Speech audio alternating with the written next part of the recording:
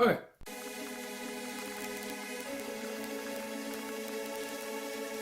Hey guys! Welcome back to our channel. Finally doing a book review on Six Gun Turret by R.S. Belcher. I love the artwork really on the whole title. I mean, just the artwork is great. It reminds me more science fiction than fantasy. It's got fantasy aspects because of the supernatural, I would say, more than likely. This is a massive blending pot of every supernatural pot thing you can probably think of.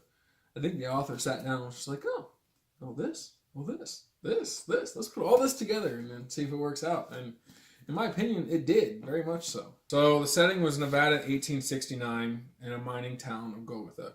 The 40-mile desert is outside of Golgotha and generally cuts off Golgotha from every other area in the United States. So it's a unique and deadly challenge that people make when they want to start over. Whether they have killed someone, they're running from the law, they couldn't make it back east and are running from creditors, or any other possible aspect you could think of. That's why they're in Golgotha. Or they're just looking to say, hey, I just got married, let's get away from our family and go. So, yeah. The book not only laid the groundwork for a pretty mysterious and crazy world, but it also touched on creation, biblical creation. You never really saw God in there, but you did see the angels and they did talk about him. If you've ever watched Supernatural, it kind of reminds me of that, in the aspect of every time you turn around, there is an apocalypse coming. So I could see multiple apocalypses for each book, and I believe this is only a trilogy. So I could see the world-ending experience in each book, and it's all going to be different on how they fight it and how the characters go around doing this. You get introduced to this little Mormon-built mining town of Golgotha that has a way of drawing people, good, evil, every sort of gray, because it's a haven for the evils and the goods in everyone's heart. So there's this drawing power hidden in the mountain of Golgotha that attracts these people? Yeah, really, it brings these people in from everywhere. It is a multiple point of view book. That's a writing style that I wasn't really into when I first read it, but I've really grown to respect it and almost miss it when I read a book from a single point of view. The book can be kind of slow because, as having multiple points of view, you get everyone's backstory. And so every time a chapter ends and it goes to another character, you learn about that character slowly. And every time it's about to hit something important, it skips back to another character. So that's basically, I think that's a fault in all multiple point of view books like that I've ever read. Yes. Books. So all in all, I believe it was very well written in that aspect, but it still has that, there was a question about to be answered, no it's not. There is magic in this book. It's not all what you would expect. It's from every different culture, every different belief. Just to list a few, there's an amazing blend of angelic, blood, necromancy, demonic possession, Native American spirit, Chinese mythology, and basically the magic of having absolute control of your entire body and how powerful that can make you. There is a lot of lore, and that isn't so explained that it's boring. It's still held at a mysterious, or in a mysterious way that I found to be kind of enticing, and definitely very much enjoyed it. So just a couple of characters that you follow in the series. You have Jim Negri, Negrey, so I hope I did that name justice. And he's the pseudo main character of this book. And just to give you an outlook, that is what he looks like. What he is holding is an eye, so a glass-like eye, and it is a relic. He looks like a kid.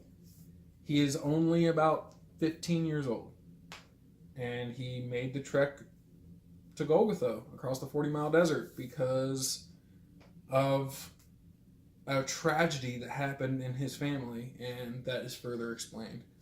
but he is a driven kid, and I don't even know what the experiences he's had in life, if you can still call him a kid. And he really finds his home in Golgotha. Then you have the sheriff, Hightower, the man who has been rumored to never die, and he has the scars on his body to prove it. That's basically how he became sheriff, and stuck it out when the average turnover rate was less than a year in a shady town of Golgotha. Then you have Mutt, who is, and it's in the back of the book, so this isn't a spoiler, he is related to Coyote. And being that he's related to Coyote, it made me think of Patricia Briggs. Yeah, you know where else Coyote shows up? Mercy Thompson. Yes. They would make great siblings. And the last one I'm going to cover is Maud. And I don't remember her last name, but she is a very important character. She has ties that go all the way back to the beginning of time.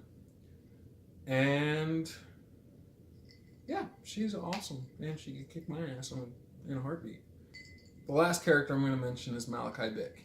He is the town's rich guy who owns everybody and everybody hates him, who has a dark, mysterious past that nobody knows, and he refuses to tell anyone. And he kind of gets mysterious and shaded in his responses when people ask.